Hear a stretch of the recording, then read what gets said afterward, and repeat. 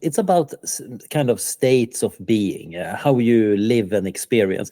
And the human set is a big set. There is a lot of vastly different human experiences, as any peek into literature or poetry or philosophy shows.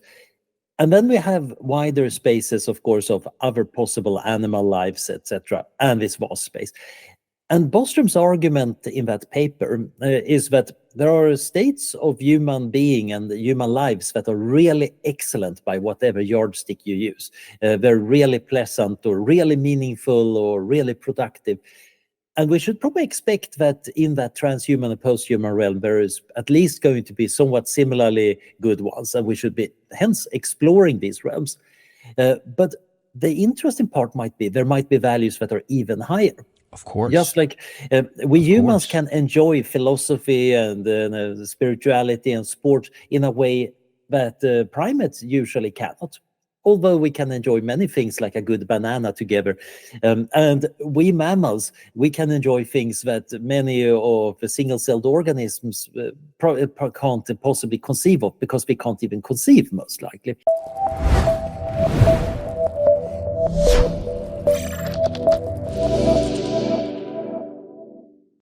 This is Daniel Fagella, and you're tuned in to The Trajectory. This is our third installment in the Worthy Successor series as we contemplate the kinds of posthuman life that we might want to carry on beyond us. Our guest this week is none other than Anders Sandberg, who's a PhD in Computational Neuroscience, known quite well for being with the Future of Humanity Institute for some 20 years, and now is a researcher at the Institute for Future Studies. Anders, in this episode, explores his conception of what a worthy successor might be in terms of kind of a grand AGI and brain-computer interface future. Lots of interesting ideas about how he thinks of value, and a little bit more optimism that we've seen in some of the previous episodes, which I enjoyed quite a good deal. So I'll save my thoughts for the end. And of course, the show notes I'll talk a little bit more about in the end. If you want to see Anders' summation of his worthy successor ideas and governance concepts, check out the show notes down below. Those are going to be linked in the top article. But without further ado, let's fly directly into the episode. This was a great conversation. I hope you'll enjoy it. This is Anders Sandberg here on The Trajectory. So Anders, glad to have you here. Welcome to the show. Thank you. This is delightful. Yeah, it's a pleasure to be able to connect here virtually face-to-face after you and I finally got to meet for the first time down in Panama at Ben Goertzel's event after having read your stuff for all these years and followed each other on Twitter.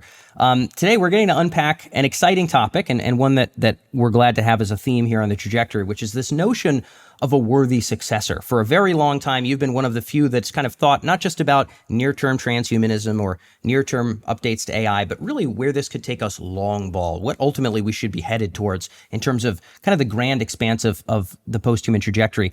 I want you to just kind of lay on the table, what do you think would be the qualities of a worthy successor AI, something that we'd be proud to sort of have carry the baton of life further out into the galaxy? So where I'm starting from is kind of, I want there to be more life, more intelligence, more new things in the universe. I want there to be different things, big and small things, and essentially going on as long and as big as and wide as possible. Essentially containing and generating all the kinds of value that can possibly exist. Now, what kind of worthy successor could that be? First of all, it doesn't sound like it's one worthy successor. Might be very different kinds of them. It's not so much that you could imagine a single super being that could be all these things. You probably have to split things up. And second, of course, how do you actually enable that to even happen? So already this has a lot of interesting things to unpack. But that's kind of my goal. That's my idea about where I want to go. Got it. And we're going to unpack this a little bit. And some of what you just mentioned about how to bring this about, we'll talk about what it might be to measure the ability for something to meet these criteria you've laid out, and also what it might mean to look and move closer to, through regulation and innovation, those qualities. But let's just unpack your position so the audience can really grasp it. I'm congenial with a lot of what you're saying here. Basically, more permutations of expansive value that can continue and live and bloom and blossom in different and interesting ways. The analogy feels kind of like an environment. You know, I look out my window here today in Western Massachusetts, and we've got insects, we've got, animals, we've got, human beings, we've got all kinds of interesting things happening. What you're essentially talking about is vastly exponential continued expanse of that same kind of, let's call it a complexity, intelligence, permutations of life, etc., or are you thinking about this in a different way? No, I think that is a good starting point. The problem is how to actually make this into something quantitative or even qualitative, because it's very hard to specify complexity. And it's also a very tricky thing to try to make complexity a value on its own. Why should it be valuable? What's so good about it? Life is so much easier if you're just a hedonistic utilitarian and say, oh, it's well-being. It's just pure pleasure. Yes. It's a scalar signal some nervous systems have more or less of, and let's just maximize that whole thing. Yeah. Life would be so simple if that was what we believed. Yeah, we could tile the world with utilitarianism, if you will, right? Or we could go for various versions of David Pearce's gradients of bliss and uplifting animals and whatever. But to your point, you're talking about something that is complex, and it's complex because I don't think we can imagine it. We can't imagine value beyond value that we can conceive, or minds beyond minds that we can conceive. Conceptually we can, but it's hard to put words on it. How do you make the distinction between sort of like the environment analogy of what I might see out my window and this vastly more wide kind of expanse that you seem to value as what a worthy successor would conjure and encourage in the future? What is the difference between the two, the core difference for you? Yeah, so this of course goes back to one of the fundamental problems in philosophy of biology. What is the unit of selection, or what is the individual? So when you start talking about the environment, some people immediately start talking about the forest full of symbiosis, and actually maybe it's the ecosystem that should be the unit. And certainly an anthill, it's not really well described when you look at the individual ants, it's a system. However, when you look at a particular mammal, quite often they are very individual. And of course, that individual is composed of cells and organs and even selfish genes competing with each other inside the genome. So very complex systems have a lot of different parts that interact, and they both generate something organic, something whole. But that organicity is not always a complete thing. There are many things that you can do. You can separate a single ant from the anthill and have it run around on your desk, and certainly doing things and being motivated by that individual ant's motivations. So when we take a step back and trying to untangle this, I think part of it is we need some account of what kinds of complexity are we talking about? And then where does that value come from inside the complexity? So when we look at the biosphere as a whole, people like talking about that, and they might even ascribe a value to the biosphere. But it has a lot of parts that are in constant tension. Indeed, the life in the biosphere has caused mass extinctions that presumably have been very bad for other life, or even the biosphere as a whole, because there is not that much coordination inside the biosphere. And all this beautiful complexity we see around us wasn't exactly an intention. It was not like this is part of what the biosphere wants, although people have been trying to get that teleology into it. That's another interesting thing, of course. Teleology, the idea that there is an end, a goal for systems, it's something we humans love doing. Yes. But in philosophy of biology, we also bring up that you can kind of get nomothetic behavior, stuff that looks like it has laws and rules, but that's because it evolves to behave like it. It's not like the was teleology from the start, but it's kind of faking it. And it's faking it really well. We mammals, we have a lot of drives that have been evolutionarily very successful for us to have a lot of offspring. And that means that we have kind of evolved goals. And evolution didn't have those goals. It's just that one solution that some animals have is to have drives and motivation. And we humans, of course, takes this up to 11, because we think about them and come up with meta goals and start doing demographics and concerns about population.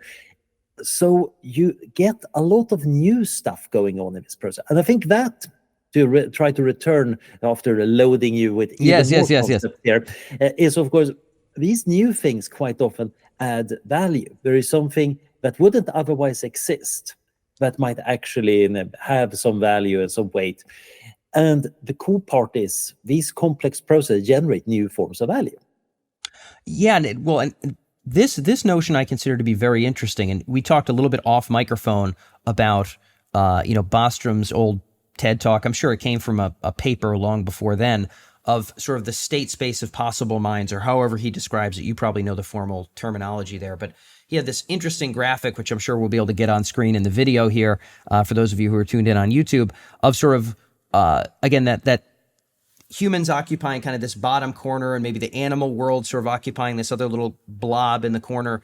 Maybe transhumans or posthumans might occupy a little bit more space in terms of how much sentient richness and depth and value we can kind of explore and wield. And then there's this giant ocean that just keeps going on and on and on. Are you sort of articulating this notion of exploring more of that ocean, or would you want to color it in a different way? I'm just trying to use a Bostrom analogy, but I'd love for you to clarify for us. So that diagram is really useful because it's about kind of states of being, how you live and experience. And the human set is a big set. There is a lot of vastly different human experiences, as any peek into literature or poetry or philosophy shows. And then we have wider spaces, of course, of other possible animal lives, etc., and this vast space.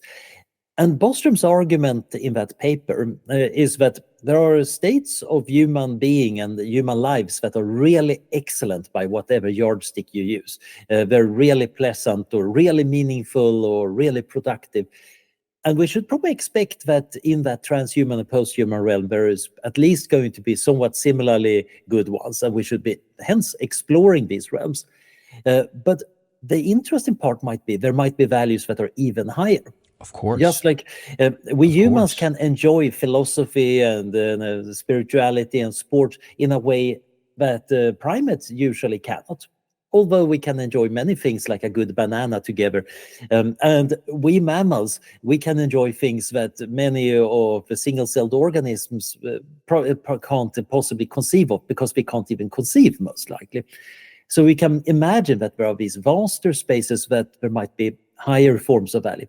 And this is, of course, interesting because what is value? That's kind of a deep philosophical question. Go ahead and hit us with it. What do you think, Anders? It's a tough one. Certain. It's a really tough one. Yeah. So normally I tend towards a kind of consequentialist view. I want to do action so we get states of a whole world that has more value. And there are some obvious things that, okay, pleasure seems to be good and pain bad. Why is pain bad? Actually, it's not pain, it's suffering that's bad. The pain signals are just telling me that, okay, something is suffering with some part of my body. But what turns it into suffering is this experience, and the experience that I must get out of a state. It's kind of intrinsic to suffering that it's motivational.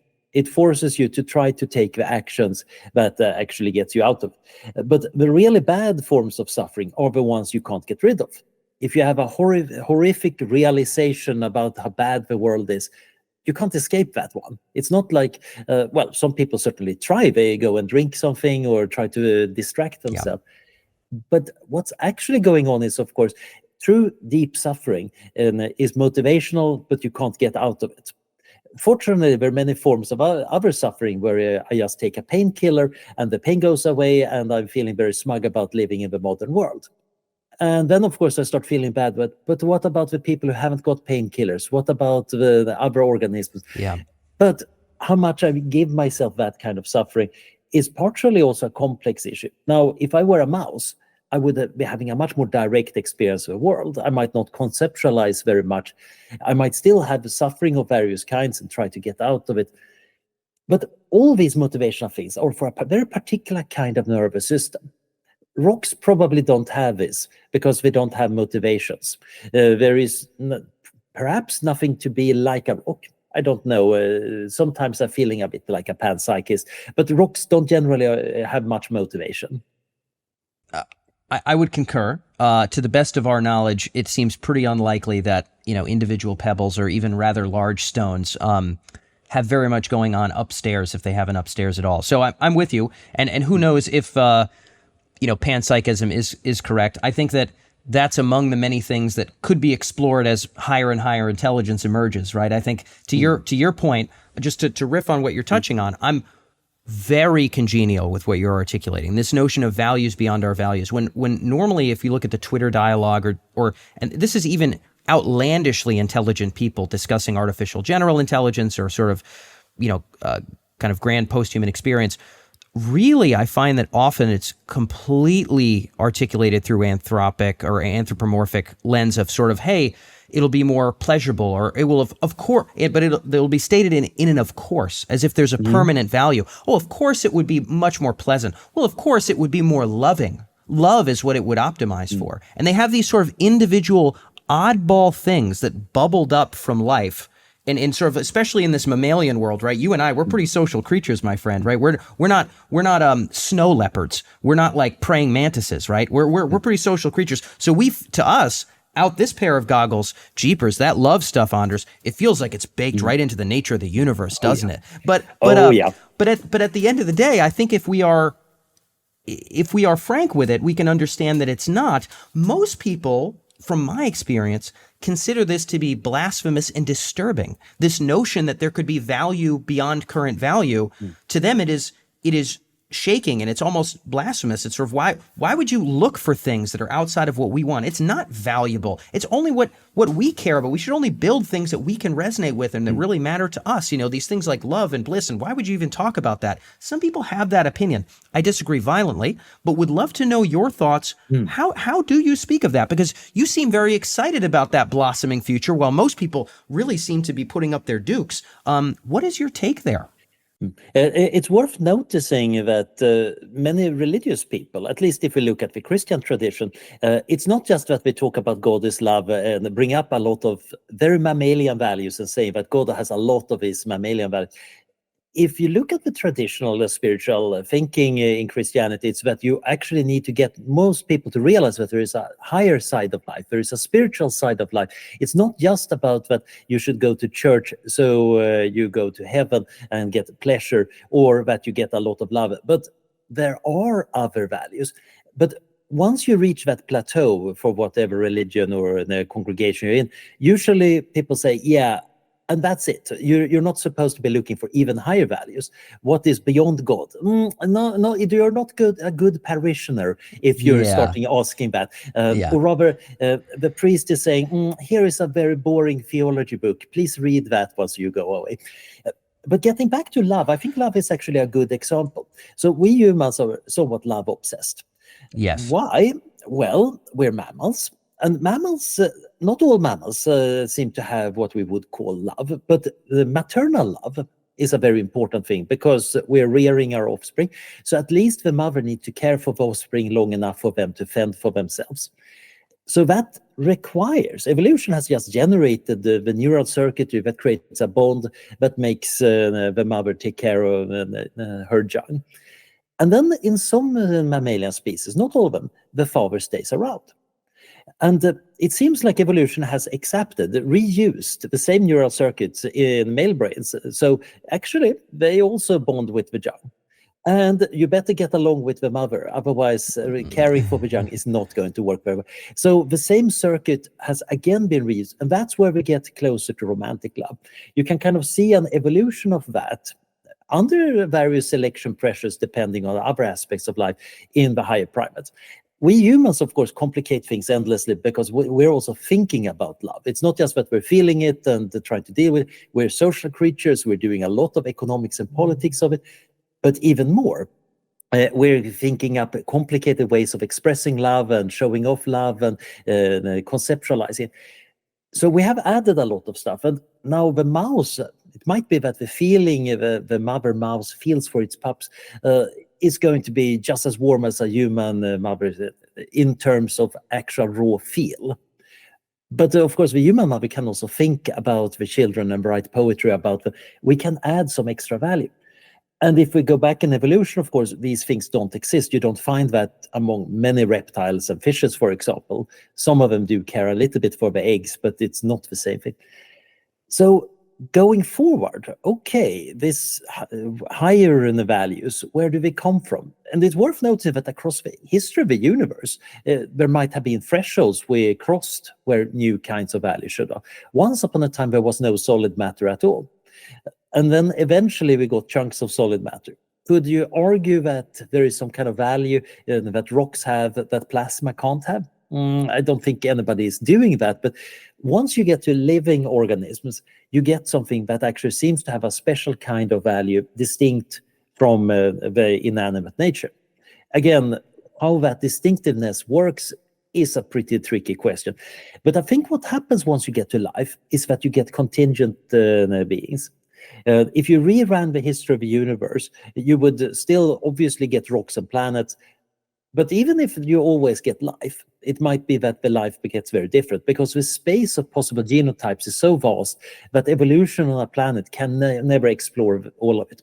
So you only get a selection. And this selection then interacts in a path-dependent manner and with each other and its history. So you end up with things that would otherwise not have existed. And if they go away, they're lost forever. It would be hard to put in words how much I agree with what you're articulating here, but I will brook the flow of my agreement and joy in hearing you articulate these things out loud, which so many people just really find detestable or blasphemous, but I certainly don't.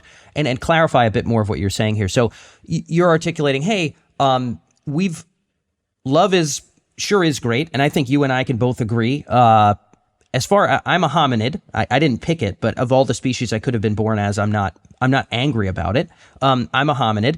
As a hominid, by golly, I tell you what, really good friends and romantic love are right up there in terms of as good as it gets, in addition to some philosophy, which fortunately you and I are getting to do here today. So it's important to us. But to your point, and I think this is a great way to articulate it, you run the universe a bunch of times. You're going to have life form from different sort of molecular components. You're going to have life form under different planetary conditions, different conditions of light or distance from stars or other things. You're going to have life feeding on different kinds of energy and sources of that energy, and it's going to blossom and bloom in different strange ways. And our little blossoming and blooming that came right up through rodentia, right? They've got that little postage stamp of cortex. You and I have a bit more of that. That strain has led us to this romantic love idea, which feels kind of cool. I'm glad that you and I are not sea snails. If we were, this convo would be way less interesting, that's for sure. And also, we would not be able to experience the joys of human relationships. But what you're saying is that is one of the many arbitrary branches that have bloomed. How many other branches have we not seen, and how many things are out, not just beyond the line of romantic love that you and I know, but exist totally outside of it. In other words, they have yet to be conjured forth by the fecundity of nature. Those values have not bubbled up. Is this a proper estimation of what you're saying? Am I nutshelling this correctly? Yep, I think we're in violent agreement here. Wonderful. Of course, it's fascinating to think about what intelligent sea snails, what values they would develop, etc. Yes. And it's interesting because that hints at how alien some values could be. It might also be that there are some values we simply cannot have because we have already gone down the mammalian route. And I think that transhumans and posthumans and the AIs trained on human experience might want to retain love and sociality, etc. We might be able to create things that go in different directions. But it's pretty clear that when we think about our lineage in some sense, and partially because we already have this idea about lineage as being important because we're mammals, we will want to go down this route.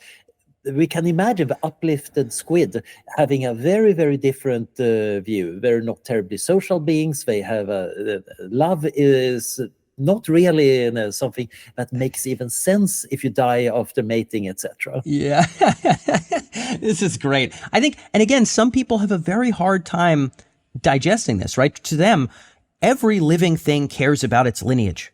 You know, love has clearly bubbled up, and it is an attractor. It is a great attractor of all possible permutations of intelligence. Bostrom, a very long time ago, talked about a spider, right? If you could get a spider up to relatively the equivalent intelligence of a human, it would not like watch television and take its children to the park and push it on a swing. Like it wouldn't do those things. It would be doing things that are wholly alien and absolutely strange based on its brain permutation, to your point with the squid. But at the same time, there are probably some attractors in evolution. It's worth recognizing that on one hand, evolution tends to radiate. We get a lot of exploration of a space, but there are also many patterns that are very similar. If you look across the phyla of animals on Earth, you find that there is a whole bunch of phyla that to the layman would be a tiny little worm. Yeah, it's a small, slimy, little elongated thing. And the biologist would say, yeah, but that one and that one are further away than you are from the hedgehog, further away than you are actually from a lot of tunicates in the ocean. They're actually utterly alien to each other, and they've been separated for hundreds of millions of years. Yeah, but we still look like a little wormy thing. Yeah. And that is because small wormy things are a kind of successful niche. Similarly, we have reinvented various behavioral patterns. Making burrows in the ground is great, whether you're a dinosaur or a mammal. So you get lineage reinvented. But I do agree with you that love might be an attractor, but it's a local attractor. You don't get it all across the place, and you might get totally different forms of that. The intelligent spiders might be rather scary in regards of their views of sociality. There are social spiders, by the way, but especially when it comes to romance. Yes. I agree. Your very quotable statement was, romantic love might not have a lot of meaning if you died immediately after reproduction. I think that's a really nice way to sum it up. So to dive a little bit more into this, what this resonates with for me, I sent you ahead of time kind of the Worthy Successor article, the basic idea there. And the notion that I touch on, and I want to see where you differentiate from this or where you would double down and agree, is in many regards inspired from Spinoza. Of course, he was not thinking about posthuman intelligence necessarily, but he had this idea of the conatus. The conatus is sort of this inherent imperative of individuals or organizations to sort of not die, right? To persist. And that persistence, as it turns out, does not just mean going into your shell. You and I have not persisted as a species, our ancestors. It's not because we've grown a bigger and bigger shell over time as hominids. That's not exactly what we did. We developed this wide range of abilities. And so some animals develop flight. To your point, there was a time where there was no solid matter. There was also a time where there was no senses, right? There was no sight, no anything, no senses whatsoever. There was a time where all cells were, all organisms were single cellular. There was a time before, we can presume, a time before consciousness, at least in so much as you and I are experiencing it, or we might imagine a rodent experiences it. And then all of a sudden, boom, they emerged. Nothing had a shell, and then something had a shell. Whoa. Nothing could fly, then something flew. Whoa. Nothing had language, and then something had language. Whoa. And now you and I have not evolved biologically compared to, let's say, our great-grandmothers, but we're speaking through this device, which our great-grandmothers did not have. So now there's this sort of technological expansion as well. And Spinoza refers to this as potentia. So potentia is all possible wieldable abilities that behoove the conatus. And that potentia bubbles up from the fecundity of nature. You mentioned radiating. So for him, potentia just expands because nature wants to not die. And as it turns out, widely reaching for new realms of potentia is a pretty good way to not die. And so what you seem to be articulating is, hey, Dan, I'd like to see value bloom. And to me, that feels a hell of a lot. If we don't want to, if we want value and not death, which is what you've said, you want it to continue. We want value and not death. We essentially just want potentia to be able to continue to roll its way out. In what regards do you agree or disagree with sort of my own interpretation here of Spinoza? Because I just want to see where the overlap might be. It feels like this fits in very nicely with this evolutionary approach I described. The problem is, of course, at this point, Hume shows up from Scotland, says something about is and ought. Just because this is a good description about how the world has worked, doesn't mean it's how it ought to work. Absolutely. Yeah, go ahead. Now, of course, Hume also said that, oh yes, reason should be the slave to the passions. We actually have emotions that drive us to do things. So he would be a rather friendly critic, because he would argue that, yeah, of course we want to survive. We kind of evolve like that, and that urge is going to make us think very carefully about how to survive in the future. It's just that we should remember that we can't get a philosophically strong moral statement about from how all this works. On the continent, of course, Kant would say, yeah, wait a minute here. Actually, we can use reason to think through this thing, and we might actually end up in a conclusion that's very different. So it could be that maybe now, once we have our potential in the form of technologies that can change human nature and change biological nature, and we can use reason, maybe we should all go for optimizing it all into, well, tiling the universe with hedonium. At this point, the Kant would also say, no, that's not what I meant at all. You totally misunderstand me. But the point is, there is an interesting option here with rational thinking and thinking about ethics, that we might start steering the entire system. It's not just that potential is bubbling up from nature, but it's also that we might start directing it. We might do directed evolution. The pink grape, for example, was apparently generated in a radiation garden. That is, you put a radiation source around a little garden where you had seed-bearing plants and subject them to a lot of mutations, and then you look for ones that have interesting and useful mutations. That's apparently how the pink grapefruit was found. I always love this when I see organic pink grapefruit, but little do they know. Yeah, yeah. But we can also do it much more deliberately. It's like saying, okay, I want to have a bioluminescent tobacco plant. Let's put in the right genes, and now I got one. So we have this ability now to start to both try to bring potential into being by planning and trying to construct machines or genetic networks or social systems that do that. And we can also say that potential is actually rather bad. We might want to limit its possibility. So now we're getting involved in this bubbling up process, which is a tremendous moral responsibility. I would consider it the grand moral responsibility without equal, in so much as I can imagine all possible things that we could focus on. I mean, I presume you would agree. Yeah, and you can take very different stances. One might be say, okay, hands off. We're not worthy of this. We should just let stuff bubble up in a natural sense. But a lot of that bubbling up involves cancer and horrifying parasites and etc. Things that we might not actually want to have run. And similarly, in the large, I'm doing a lot of research on existential threats. And the things that could wipe out humanity would do the rather bad things to the biosphere too. Many of the deadliest threats might very plausibly wipe out this biosphere or even all biospheres, which seems to be a very good reason to say, oh, that is not even potential. That's kind of anti-potential. All things have a duty to try to fight back against that. Yeah, I completely agree. And to your point, is and ought are questionable shebangs. You're talking not just about whatever could bubble up being good. And certainly I would concur with that. You're talking about achieving a wider exploration of the state space of value, which to your point, again, would be different. And you're also bringing this interesting idea of stepping into potential and influencing its trajectory in different ways. I mean, the name of this show is The Trajectory for a reason, because I believe that the trajectory of said bubbling is the whole game here. It's the entire game, in so much as I, as a hominid, can imagine the big picture. Really interesting. And that trajectory, of course, you want it to go in a good direction.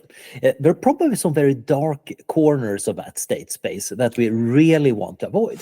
And to some extent, we have a great tool. Our brains allow us to think about various horrible possibilities and say, no, wait, we don't want to go there.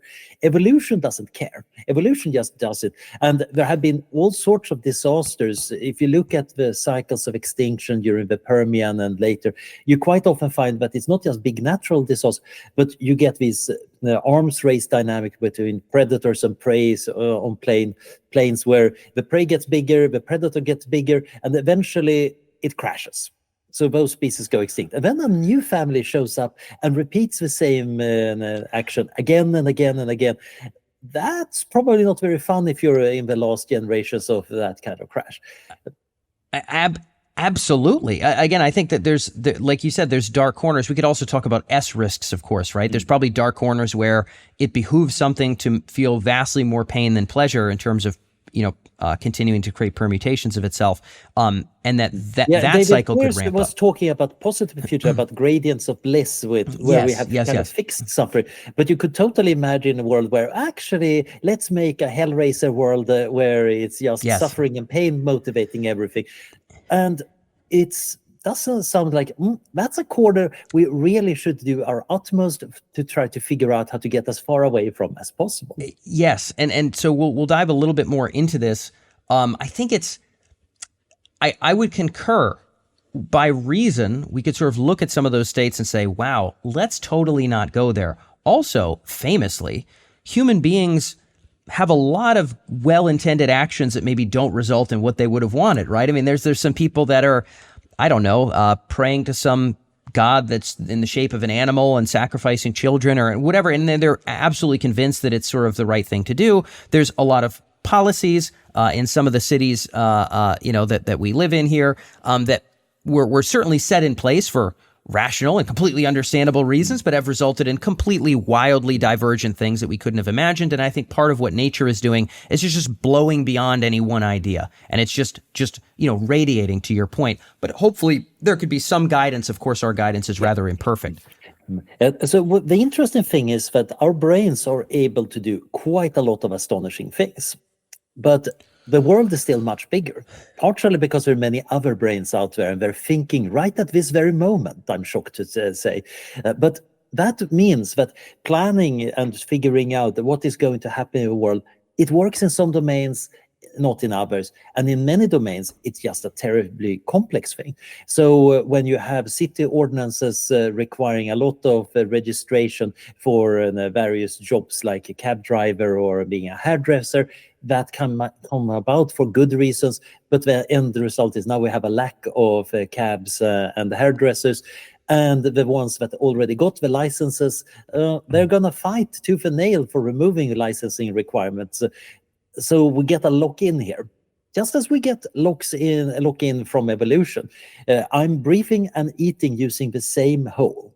That is an evolutionary accident that happened about 400 million years ago or so, and it's a choking hazard. It's a problem. We might in some decades figure out a way of redesign ourselves so we don't have to risk choking while talking and eating. But at the same time, these lock-in issues are problematic because it's not obvious, of course, from the start where you get them. Because in many cases, the implications of anything are computationally very tricky to figure out. David Deutsch has this interesting take in the beginning of Infinity that we are coming up with explanations, not so much theories as explanations, causal models of how the world works. And successful explanations allow us not just to predict things, but also do things that affect the world well. And the better we are at explaining things, the more power we have over the world. But the downside is finding good explanation is computationally very hard. You can actually make very strong arguments from computational complexity theory that this is in some sense uncomputable to do it perfectly. But we can approximate it. We find good explanation and tell each other about them. I don't know if he quotes Spinoza, but it sounds like, in all frankness, he probably should. Spinoza has this notion of adequate and inadequate ideas as kind of an extension of potentia. This idea of, if I understand, let's say, the nature of disease or how to desalinate water, or there's certain ideas that, to your point, again, they're not just good explanations. They happen to grant us power to persist, power to wield. Those are adequate ideas. Spinoza famously perished from dying from glass dust in his lungs because he had inadequate ideas about, the effects of tiny shards of stone, in your pulmonary system. So, I would concur with Deutsch in what he had articulated there. But this sort of takes us to this place of, even if we start to steer things and we blossom this state space of value, which to you, again, really is what we're looking for here, is this rich and ongoing exploration of value itself, which I think is a wonderful vision. Geez, it sure does seem to me, and I'd love your thoughts on this, it sure does seem to me like most of those versions of wildly posthuman intelligences that value things outside of love and have axes of sentient experience outside of pain, pleasure, right? All of these things that you and I can't imagine because we don't have them, but we could imagine them bubbling up, and some of them outlandishly valuable, some of them almost undeniably vastly more valuable than what you and I can experience. They would not only be more capable in terms of doing and steering and thinking, but in terms of surviving and expanding into the galaxy, and their rich sentient experience would be beyond our wildest imaginations. It would seem challenging for me to guess here that all of those permutations would always look at us hominids, even if we were the ones that sort of catalyzed their bubbling, if they would all look at us and say, you know what, I'd like to give you guys the ability to stay exactly what you are, and I'm really going to prioritize your survival and your well-being in your weird little strata of sentience that I don't even have as like a vastly post-human intelligence. I'm going to do that. And so you guys are all going to be good. It would seem to me that with enough fecundity, probably we bow out, as has happened in nature. I would love your thoughts on this, though. I'm not trying to be a pessimist. By the way, I don't even necessarily think that's always bad, so long as we get to bow out in an okay way. But it does seem like there's some bullets we might have to bite here. What's your take? Yeah. So humanity has not been terribly good for the other animals on the planet. After all, most land biomass is domestic animals and humans, and a rather small amount is wild animals.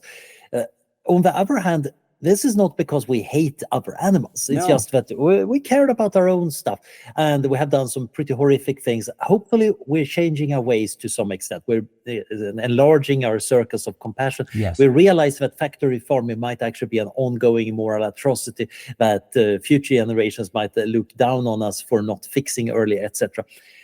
But it's interesting to note that, are we trying to help the fishes along our lineage? It's not like we're exactly going out of the way of making sure that every single perch in the lake is happy. But we're starting to realize nature preserves are a good thing. We actually want to preserve some of this value.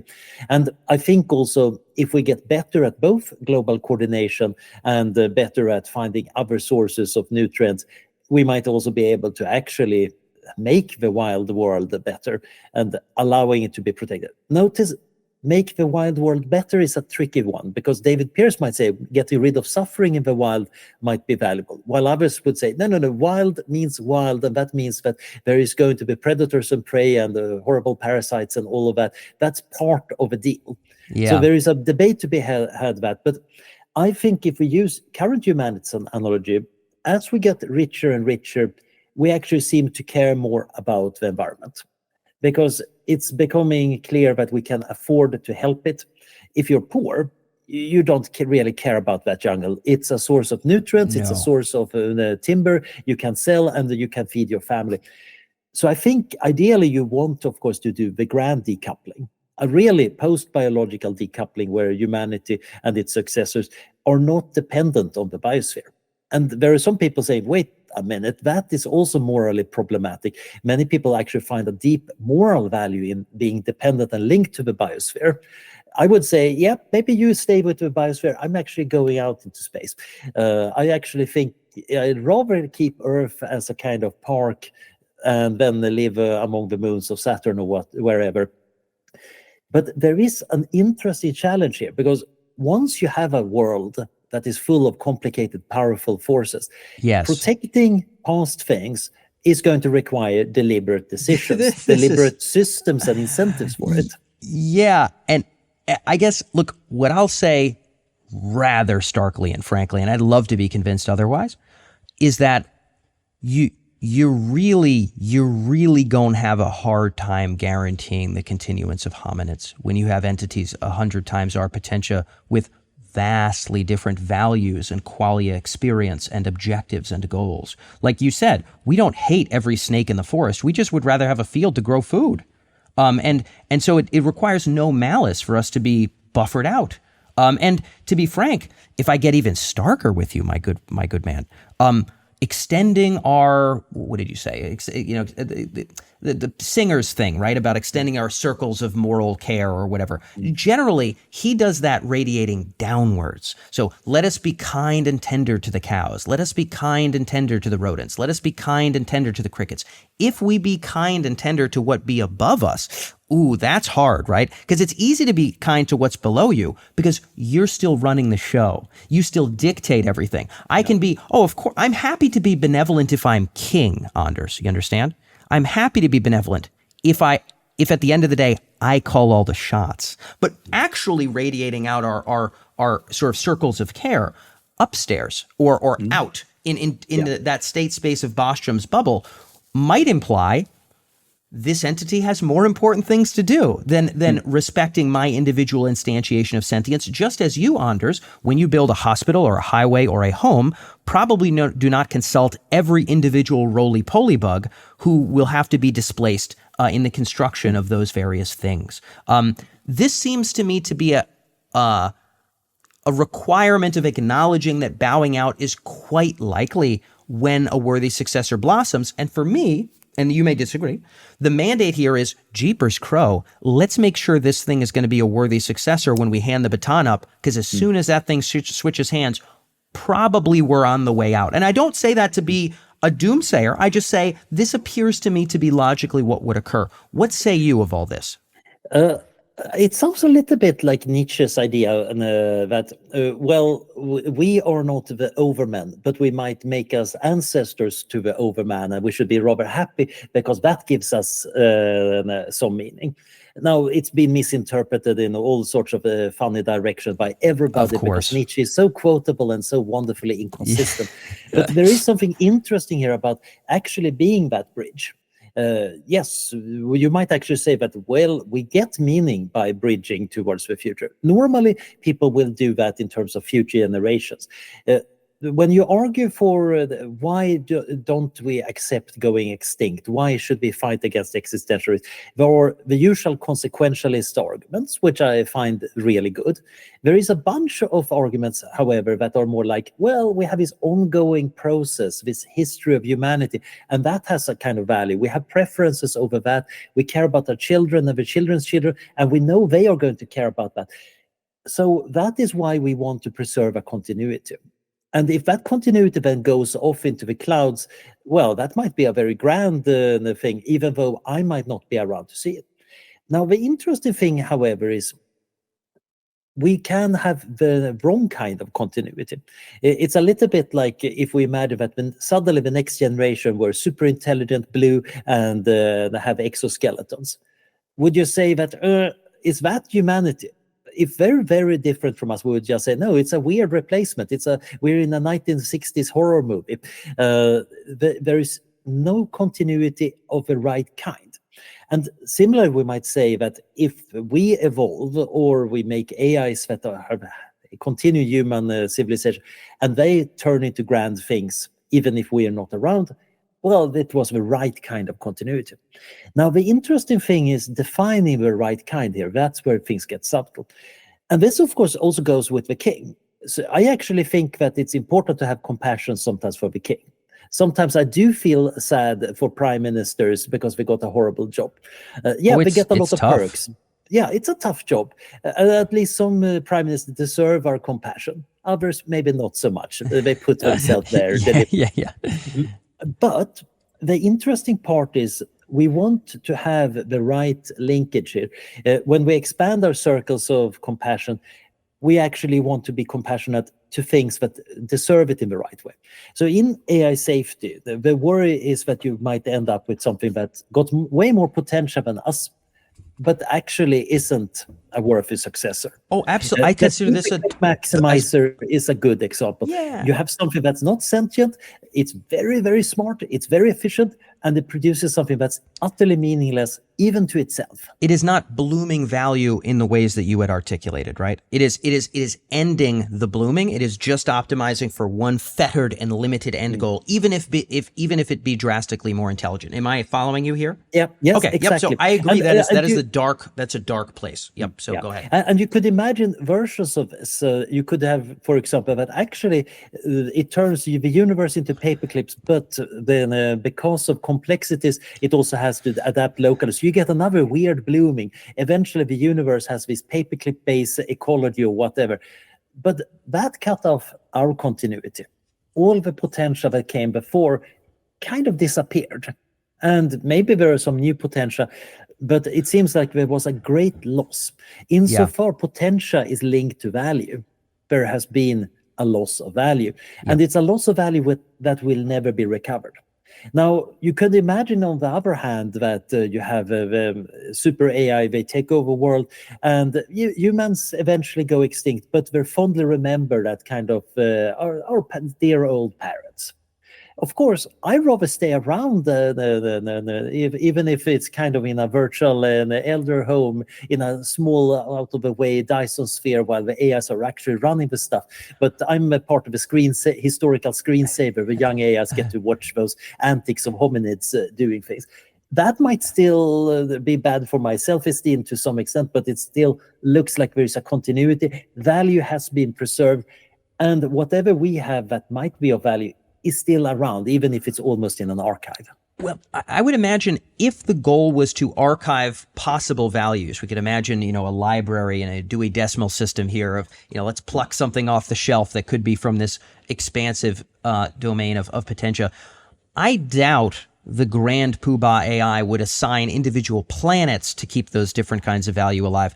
I would surmise, and I could be wrong, but I would surmise that it might be easier to simply simulate that. Let's nano slice the brains of the 1,000 most interesting humans. To be honest, after that point, you might have a different opinion than me. Probably you're gonna skin the cat.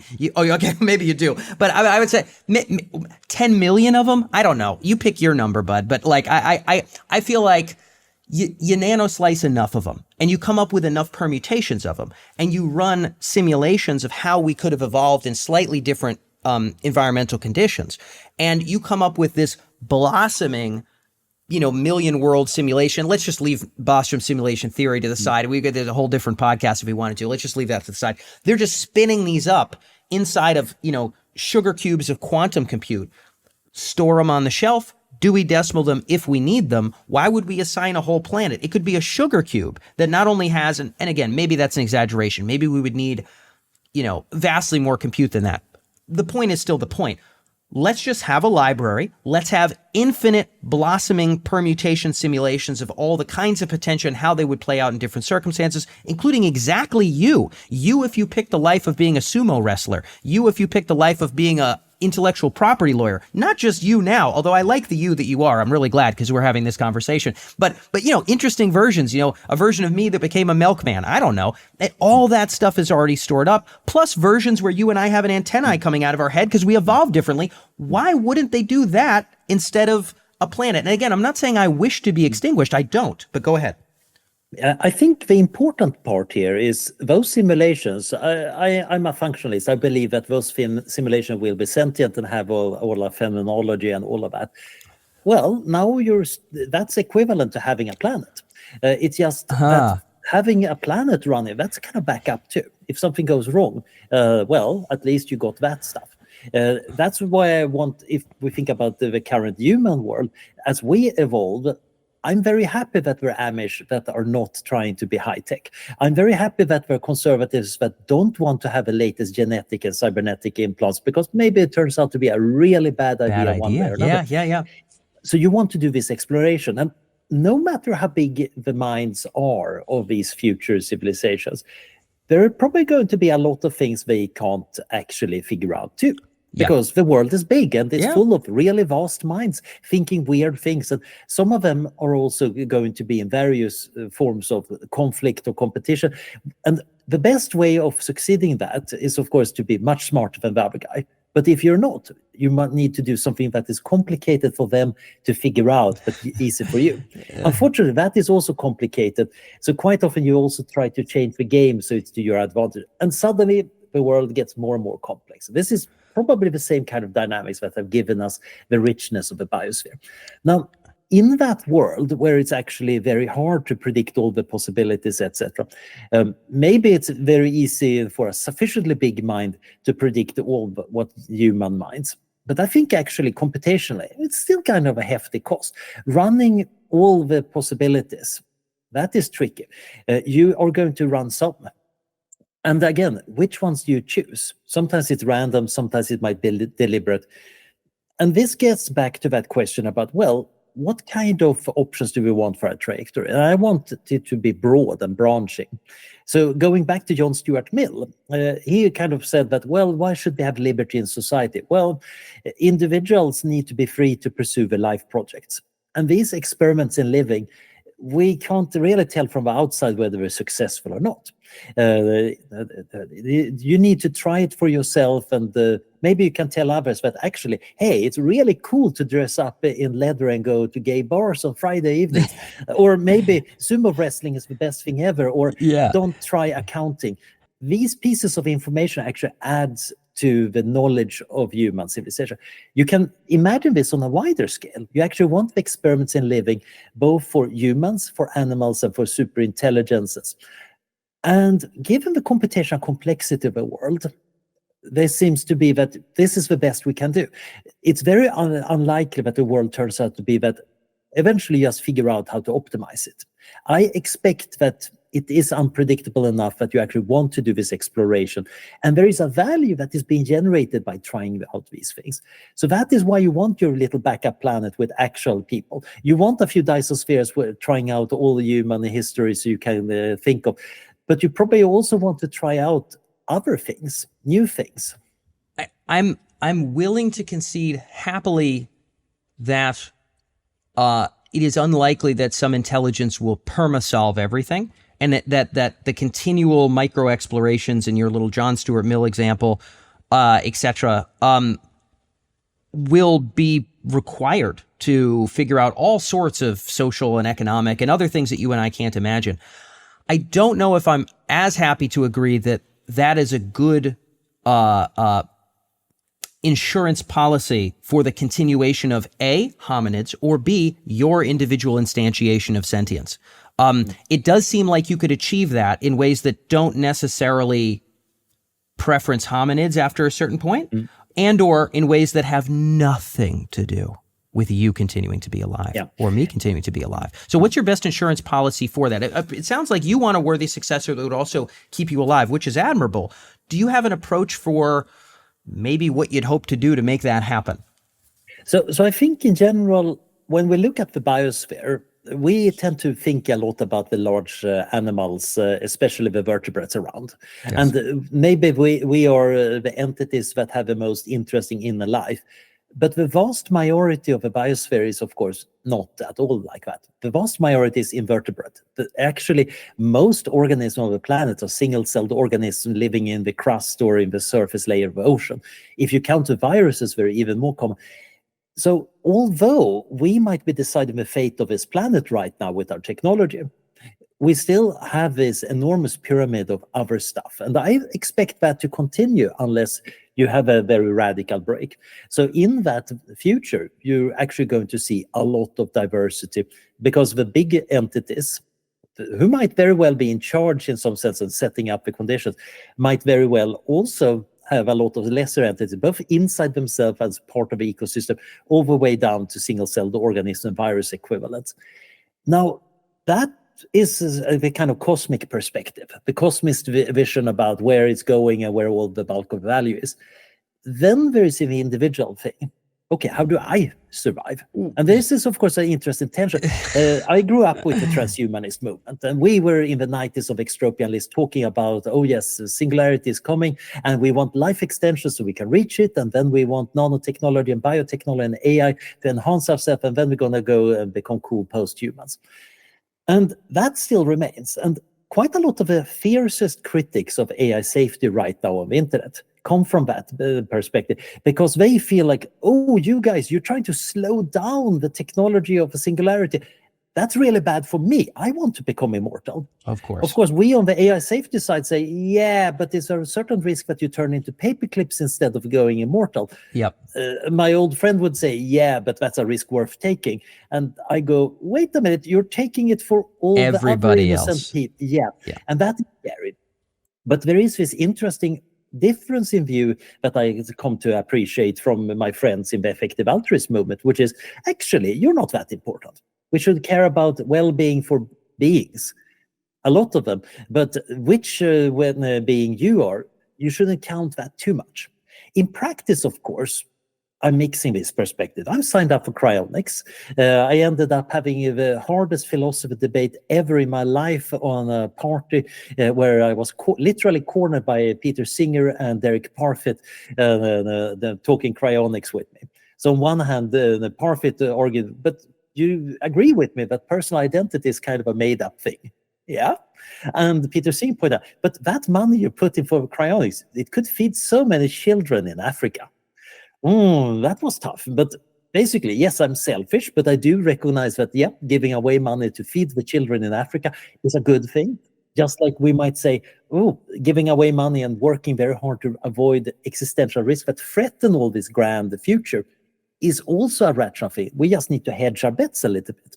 So going back to, how do I get a grand successor that actually is likely to be good for me? Yes. This is a different point than blooming value. Yes. Go ahead. So what would be your approach for this? Because they are, in some ways, I think you're acknowledging, potentially at odds. So lay it on us. And I think partially it is being adaptive oneself, actually making sure that you're part of the big stream of civilization. You actually want to be that interesting, valued, nice person to be around. I usually joke that this is why I'm trying to do many of the things, because if I'm frozen cryonically, I want future generations to say, Anders, oh yes, we totally want him. I thought you were just a nice guy, but this is really just a long play, huh, Anders? I was like, he's a happy, friendly fella, but actually that's a strategy. That's good thinking. I like that. Of course, as David Dennett used to say, that the best way of faking many things is to actually have that property. The best way of faking consciousness might be to have consciousness, and the best way of faking friendliness might actually be to feel friendliness. At least this is what I'm telling you. You're doing you're doing a great job. You're managing my perceptions very well right now. Yeah, but the interesting part is when you start thinking about what gives survival to somebody or something in society. Typically, we are social beings. We work together with others. The classical survivalist with his bunker out in the northern woods and a lot of guns and toilet paper, he's not going to do that well if civilization falls, because he's not very good at talking to people and dealing with them well. The likely survivors are probably going to be the helpful people around the local police station that help each other out. And okay, let's make sure that we can now get things working.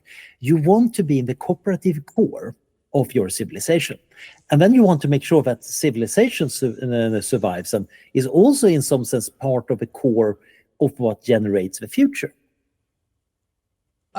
This idea of a cooperative core is a very interesting idea. There's an entire article and sub-conversation based on what you're getting at. But I think what you're saying, nutshell, and you can unpack this more if you'd like, but I want to nutshell what you're saying is, Dan, I want to see value itself expand continuously and with great variety, because there's so much of it to be explored and so much of it would be worthy and wonderful. And we might be able to guide some of it. That's the worthy successor idea.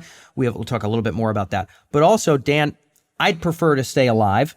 I don't blame you for being selfish. I think kind of everyone is. I think Spinoza's conatus is just sort of true. Individuals and organizations, there's going to be a little bit of a grounding there. I'm sure there were many other men who would have wonderful romantic relationships if Singer didn't have that harem of his, so he can chide you for the money that you spent on your cryonics. But, he could be chided as well. I won't do it, but he could be chided hypothetically. I think we all have a bit of that. But you're saying, hey, if I do value my own continued instantiation of consciousness, maybe I don't have a guarantee, Dan, but maybe I can be part of this collaborative core within, the groups I'm involved in and within civilization that is part of what bubbles and radiates out what comes after and what comes after that. And staying in that stream of life as opposed to stepping out of it might permit me to find a nesting place as a simulation somewhere or as a person on a Dyson sphere. And Dan, I don't have a guarantee, but that might be my best approach. Is there anything else you want to add to that or anything you want to clarify about what I've just said? Well, you can sometimes survive well by stepping out, but that's mostly not for social beings. Certainly in the biosphere, you have various bacteria that are very self-sufficient. They can form a spore, and if the conditions are right, they start dividing, and they don't need anybody else. And that might even be, if panspermia is true, how life spreads between planets in solar systems and the universe. However, most advanced organisms that have extra value, they need each other. In many species, when they're close to extinction, suffer something called Ali effects. That is, when the population is small, they don't work as well as when the population is large. You actually need your herd. You actually get benefits. And we humans, of course, very much like that. A very small tribe has a harder time finding good food. If there is a disease, it's much more likely that the entire tribe will go extinct. And indeed, it's harder to find a mate, etc. Even worse, if you have technology, you need minds to carry the different specializations around. We don't know exactly how many minds are needed to run the current technological civilization, but you probably need millions of people to do that. But on the other hand, that cooperative core, the interesting part here is this also means that you have some kind of causal influence. Because what I'm doing is not just living a life and trying to have other people like me and having the right kind of social status, so if I'm in trouble, people will help me. It's also that I'm spreading ideas. I have values, I have views. I've been mentioning, for example, John Stuart Mill and his ideas. I think they're good. And it's not just a selfish thing. I actually think they're right in some sense. And I like to defend a kind of liberal, democratic view of this is how you build an open society that is actually robust, thriving, and can withstand the challenges from authoritarian and autocratic societies that are kind of competing visions. In some sense, you could argue that right now our global civilization's cooperative core, actually, the Chinese Communist Party is there. It's on the other side from me in the core. And there is an ideological fight going on there. I think they are badly, dangerously wrong. And they, of course, think, no. We are badly dangerous. Yeah. And there is an interesting discourse going on here. So you could argue that this is, of course, the marketplace of ideas or the battlefield of ideas if you're feeling a bit more pugnacious. But deep down, what is happening is, of course, these ideas are a very important part of that core. It's both shaping what's going on inside it and also, to some extent, the trajectory. If we're trying to select how to handle, for example, advanced artificial intelligence, is it best to have some kind of world agency and scrutinizing every data center, or do we want to open source things? Is it that we want local governments to have influence over AI, or should we just promote a market for AI safety and AI alignment tools and simply make sure that that market is so powerful that nobody will want to sell unsafe AI? These are different options. It's not entirely clear which one is the best one. We need to work rather intently on that. That's obvious. But which one will actually win out? And if it's also successful in achieving our ends is kind of open-ended right now. I would agree it's open-ended, and you're bending us a little bit towards governance, which is, I'll bundle together kind of my second and third question here for the series, just being mindful of where we are in time. But this is, I think, you've articulated where you stand. You've articulated also where you stand with regards to your individual sentience and what you think might give you a little bit of a better likelihood of being able to kind of make it out as things shake out. We might now wonder, okay, I don't think everybody's going to be on the same page about what a worthy successor is, but you and I are. If you and I were all of civilization, I would say, Anders, this is wonderful. Let's go ahead and go for it. Yep. So the question now is, how would we measure whether what we are constructing is to be that seed of that ongoing fecundity of value that you would see as a worthy successor? How do we detect that as we build AI? And also, is there something we should do innovation/regulation wise to ensure that we stay on that track and we don't go into paperclip land or some other dark corner that would prevent that blooming? What are your thoughts there? So you ideally want to have some meta values for what you try to put in terms of value. So one thing is openness. If you have systems that are closed, it's pretty clear that they can't develop new values very well. Maybe there's some kind of a weird emergence happening on a higher level in some closed systems. But generally, if you're building your AI and you're really limiting what values it can have and what it can develop into, that might be a very useful tool, but it's probably not the worthy successor. In fact, you might have a friendly paperclip maximizer that does something very useful and is very capable, but it's not going to be the successor.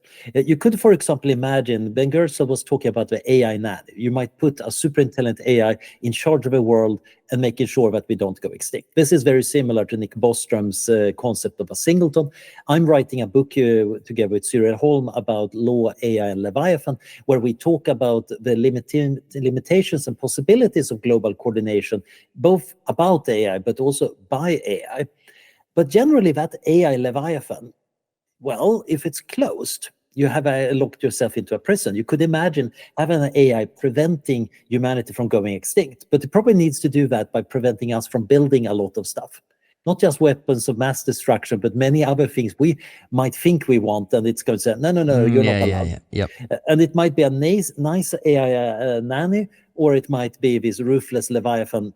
In many cases, maybe we actually are willing to accept some risk in exchange for that open-endedness.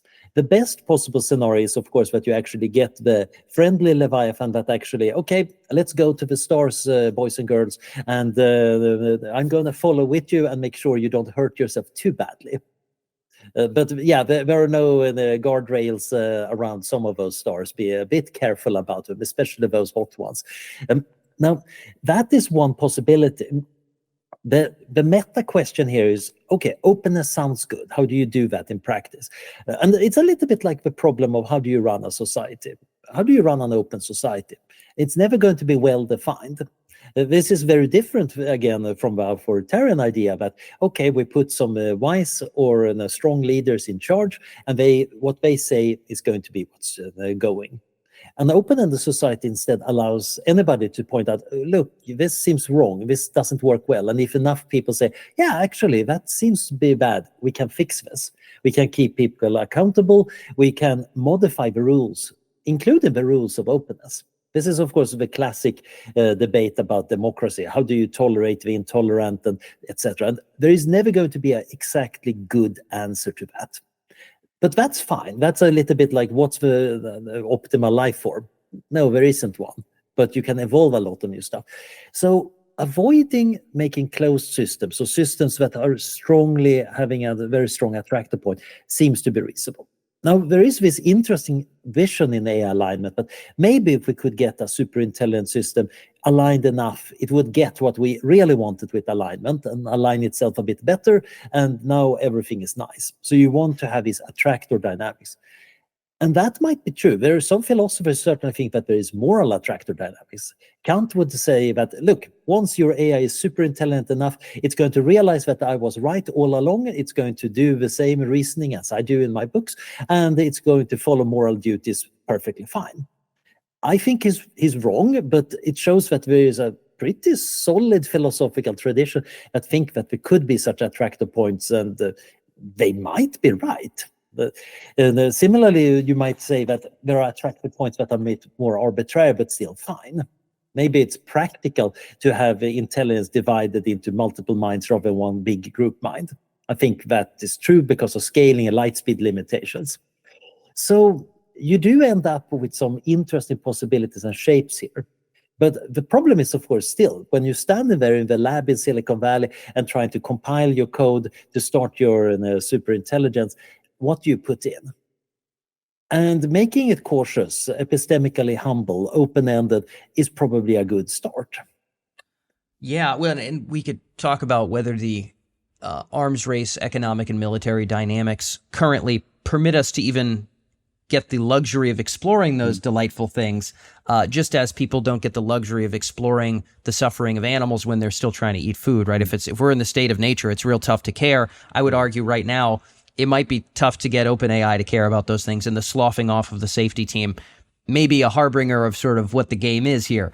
But at the same time, if you don't have a safety team, the competition might say, look, we are actually working much more on safety by our AI instead, because we can give you a better guarantee. There is the whole interesting dynamics. Yes, it's a game. And that game, in my more kind of optimistic libertarian moments, okay, yes, the market will sort it out. And then I'm getting very European, thinking, actually, we might want to use some coordination to deal with it. Yep. And these tensions are complex. There is no getting away from that. And that is kind of fine. I don't trust technocrats to think ahead and plan everything, because human minds, and even with good decision support and the greatest statistics you can get, are still going to be too limited. But there's some domains where actually planning does work. It would be stupid to claim otherwise. Of course. It's other domains where you really want to let 1,000 flowers bloom and experiment and see what happens. And understanding which of these domains are which is an important aspect. I think for many existential risks like nuclear weapons, you actually want to have a fairly strong central coordination. I don't think markets can sort out nuclear weapons particularly well. I can see some kind of insurance solution, but it's a crazy one. On the other hand, when it comes to living a good life, okay, I don't think a technocratic council can come up with that particularly well. Yeah, well, and this does get us to sort of innovation, regulation-wise, what's going to sort of bring about a more worthy successor, give us a higher likelihood. Of course, we'll have no certainties. This value of openness that you've articulated, I think, is crucial. And it's curious to think about where regulation opens up more or closes down more of this openness. To your point, the initial instinct might be 1,000 flowers blooming means state of nature, means OpenAI is not hindered by 1 billion regulations, and neither are the firms in China or whoever else. And that might be what is most likely to kind of maintain this open tension. Alternatively, we can see areas like, right now I'm speaking to you, on this microphone in this house. If we lived in a state of nature here in the US where we just kind of counted on people not robbing anybody or taking anything or killing anybody based on, I don't know, the markets or something, right? The markets will make it bad if you do that. I don't know actually if I would have the confidence to sit down here and not look out my window with a rifle. I might mostly be focusing on looking out my window with a rifle, and that might actually squelch my potential in terms of the different things that I could do. So we might argue that some of the laws that we have within our societies, some of which are frivolous and fruitless and absolutely counterproductive in every way, some of which are useful, that those laws generally allow us to do all these weird things. I'm running a podcast. I'm not farming right now. How cool is that, Anders? I think it's pretty cool. I'm not pointing a rifle out my window. I'm having a philosophical discussion. I think that's pretty cool. We might ask, is there a greater state space to explore real worthy successor traits when it's not simply eking out the greatest advantage that we can right now? You made a good point of, people will create more virtuous companies that will outcompete the others. But Anders, my brother, do you remember how OpenAI started? I'm sure you recall. Yeah. I'm sure you recall. Do you remember how Anthropic started? And do you think that this game does not continue? Do you think there will not be more Robespierres who say, grant me the scepter, I will lead us to virtue? And who can manage perception? The mandate of heaven, who has the power, is who has the most raw power plus who has the most perceived benevolence. It's really you gotta be the closest to the top right on both those traits. Yeah. And so I don't know. What are your thoughts here? So this goes quite close to the theme of the book I'm trying to write, that one about law, AI, and Leviathan. I'm co-authoring it with a professor of jurisprudence, and it all began when we're sitting during lockdown on opposite ends of my garden, shouting research questions at each other. And I started asking, what is law about? Legal science, you're doing that. What is it a science of? And it's actually a really tricky question. In legal philosophy, what laws actually are. But the kind of conclusion we ended up endorsing in the book is, of course, what we're trying to do is a form of extended cognition. We're setting up this distributed problem-solving network between a lot of human minds and pieces of paper and formal rules that allow us to solve complicated coordination problems, which means that you don't have to look out your window with a rifle most of the time. Yes. Because you outsource some part of protection to the police force. Even more has been outsourced to people remembering, I shouldn't do that. That's illegal. I need to respect property rights. And the reason they believe that is partially because the mother told them so. Partially because they learned that, actually, I have a right to these various rules. Partially, they have reputations. Partially, because there is police, contracts, insurance. We have created this complicated web here, binding us in a very useful way. And much of this is happening inside our heads rather than physically. The police doesn't stop that many of the actual crimes, but their function is preventing a lot more crimes from happening. And a functioning legal system does this really well. A bad one, of course, is crap at it. But the interesting part is, how does it do it? Well, we have found various ways of solving it. Different legal systems have evolved over time. When you find problems, sometimes people give very clever thought to it. Sometimes it's just evolutionary competition. And then people copy successful legal systems and best practices. So we have a lot of social software, a lot of coordination mechanism. And this is quite powerful. It actually solves a lot of problems that on paper should be unsolvable. There is this famous tragedy of the commons, where the idea is that, okay, you really need to handle if people act freely, because we're going to end up in a horrible equilibrium. And for a long while, many people felt like, yeah, that is a really good point. And then Nick Bostrom started looking at, how do people actually manage common resources in the actual world? And usually they're managed fairly well, which is a bit surprising if the obvious answer in game theory is that it should be a disaster. So somebody coined the term Ostrom's law, that if there is a social coordination system that actually works, then there must be a theory that allows that. And in practice, we find these solutions. Some of them are bizarre and convoluted. There are rules for fishing and selling fish in a Sri Lankan village he studied that just sound like they're an insane set of weird old tradition and random things.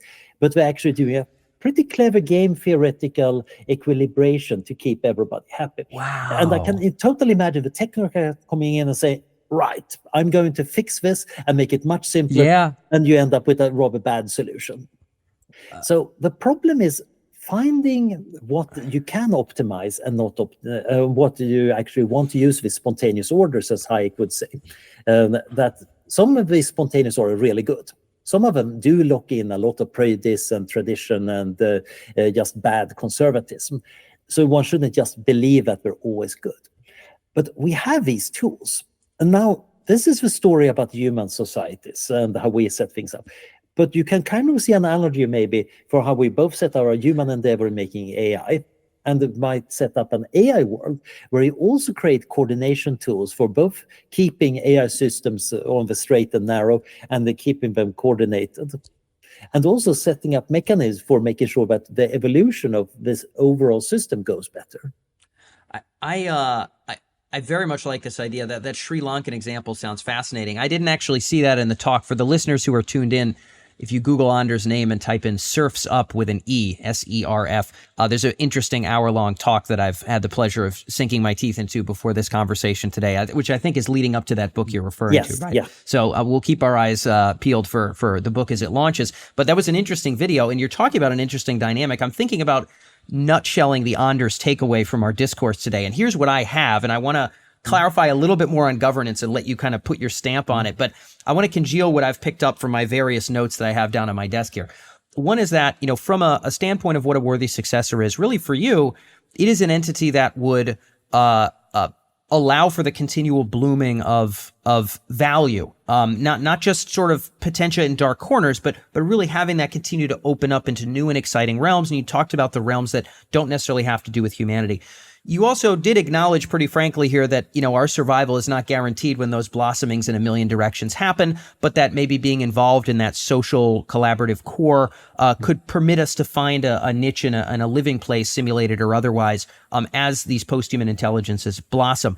From the standpoint of, how to know if what we're building is sort of going to lead to a worthy successor, there's a value here you're anchoring to around openness of, hey, we should make sure whatever we're doing, it's not piling it into a corner where paper clips could be the result, or freezing it into a bubble where it's just going to local maxima with its giant planet-sized brain. So there's a value of openness.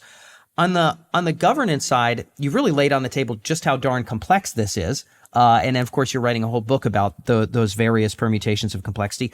Is there any additional takeaway you'd want us to put on the table of your regulatory or innovation take? The final question here in this series here on the worthy successor is there anything we should think about from an innovation regulation standpoint to encourage leading us in a direction that's more likely to be a worthy successor? You're thinking a lot about this. Is there anything you want the listeners to understand or that you think is valuable to grasp here? So I think, and this might tie into quite a lot of the different things you just mentioned. When we started, I was mentioning this problem in biology. What is the unit of selection? What is the organism? What is the individual? And when you look at it from different lenses, you end up seeing a lot of cells, or you see organs, or you see individuals, or you see in societies or ecosystems of the biosphere. And all of them are in some sense valid. The interesting part here is we also have coordination going on the different levels, and so sometimes between the levels too. Obviously, my body functions relatively well because there is coordination in the form of hormones and other things regulating it. Similarly, a society might function well because you have, for example, a high degree of trust, which is a social emotion and based on individual experiences and culture.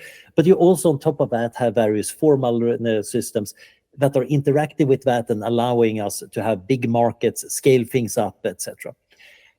Now, these coordinative systems, they might also be what we talk about as a good successor in some sense.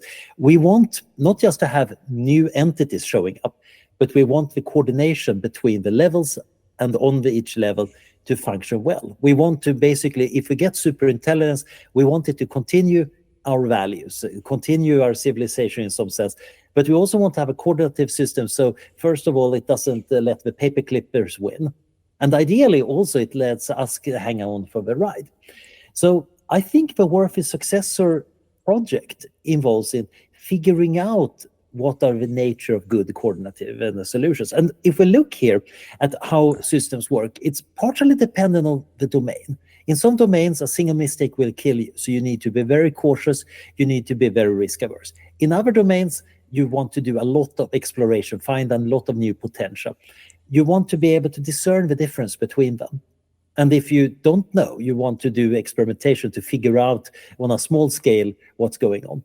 Then you want to take that information and set it up into new coordinative systems. And again, this gets to higher and higher levels. So I think the evolution of coordination is perhaps the most fascinating part of this entire story. It's not just that we have life finding potential. One of these potential, and it's a large set of it, is how life coordinates with other life. Absolutely. Yeah. What were you going to say about that? I didn't mean to interrupt. I just totally agree.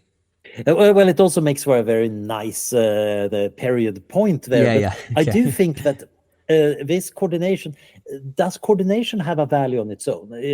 That is an interesting question. Wow. I think to some extent it might have, but I'm slightly skeptical. I think its value mostly comes from individuals. I'm a bit of a methodological individualist. Once upon a time, I sat down with my husband and a big piece of paper. We tried to figure out, why do we have different political views? And besides the boring questions like social upbringing, etc., we eventually realized that I think that the value of a group is kind of the value the group gives to the individuals. And he thinks that there's some extra value going in there.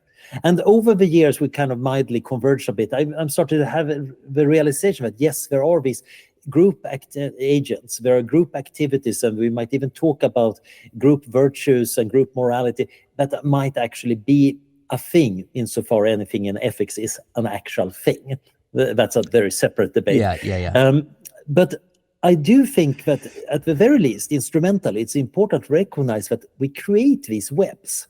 And these webs are very powerful. They're quite often much more powerful than the things in the web. The network itself is in some sense what is doing stuff. And that might be very relevant for thinking about our Worthy Successor. Some people say, isn't it horrible that the AI is being developed by a few bigger corporations? Yeah, but we're still mostly engaged in a very open debate with the civil society, a lot of experts and other people. At least in the West, we actually have what I think is a rather healthy debate about what we can do about that. And I think we can also say that once we've found good solutions, we can replicate them. If we find errors in solutions, we can actually quite often, in an open system, actually change them. So we need to retain also that openness for a coordination mechanism. So it's not turtles all the way down, it's openness all the way down. That's a good quote to end on as well here. But it sounds like the takeaway on the governance, innovation regulation side is the super nutshell. There's a lot to unpack. There's individual roads we could run down of what you've just said that we don't have the time for. But the core deal here is, Dan, look, in terms of innovation and regulation to bring us maybe closer to a worthy successor, openness feels very valuable. And that nimbleness that openness brings feels very valuable. Part of what we need to think about, and it sounds like you're not laying out an exact template here, but you're saying, hey, what regulators and innovators need to consider is how does coordination itself come about, and what kinds of it are most appropriate for what aspects of what we're building, and that hopefully if we bear that in mind as this thing is being birthed, maybe it'll be more likely to be what you would hope it would be, which is a bloomer of value. Is that a good enough nutshell, or would you like to change what I've said? I think that is a good nutshell. I think we might recognize that if we believe that very strongly that, okay, the run a particular program, it will self-improve itself to the singularity and take over the world, we would have to act very differently than if we think, actually, AI is very data-driven, it's very messy, it needs to interact a lot with the world. And we have an uncertainty about that, but the policies we can see for these cases, we can also start thinking about mixed policies depending on our uncertainty and the evidence we're getting, and even deliberately do experiments to figure it out. We can both do experiments in AI to figure out better AI and what kind of AI we're getting. We can also do experiments in governance. And I think that is valuable. Many people think that, oh, I'm so smart. I can totally see a grand principle that we need to follow. And I think that is a mistake. The world doesn't seem to run very much on grand principles. If it did, it would be a very simple one. And maybe deep down in physics it actually is. There is a lot of awesomely beautiful symmetries just underlying the stuff. But on the other hand, we don't have much ethical issues with fundamental physics. No, we don't, fortunately, and that would have to be an episode unto itself. But this has been yes, who will think about the poor electrons? Yeah, well, all right. Listener, maybe it's you. If you want to make a suggestion, feel free to send along an email. Otherwise, Anders, it has been an absolute pleasure to really get to unpack your mind outside of the Twitter sphere and one-to-one in a great dialogue. Lots to think about, and hopefully some good food for thought for our future guests in the series. Thank you so much for being here on The Trajectory. Thank you. See you in the future. So that's all for this episode of The Trajectory. I hope you enjoyed this one. This was my longest conversation with Anders ever, and I certainly liked the topic. I think a lot of his conception of value and sort of the proliferation of different kinds of value is a good way of thinking about the future that we're walking into. I think it's at least worth bearing in mind, sort of breaking from a purely anthropomorphic sense. I don't have maybe exactly the same optimism he does that diversity will inherently be valued and that all forms of it will be permitted to sort of live even at the expense of other entities. But we didn't quite get into that in this particular episode. But I do think Anders' rationale and propensity towards optimism and kindness are on display in this episode and convincing in many regards for me. So I walked away from the conversation feeling better about the brilliant future ahead, and I've got my fingers crossed that carries forth into wherever the heck we head next. And speaking of where we're heading next, our next guest in the Worthy Successor series here on The Trajectory is not only an AGI thinker, but a quantum physicist affiliated with both OpenAI and the University of Texas at Austin. You'll have to make your guess here, but he may or may not also be the person with the most worthy successor-oriented TEDx talk that exists on the TEDx channel. So you can do some hunting and pecking and make your guesses, but you're going to enjoy the next episode, and I look forward to catching you here on The Trajectory.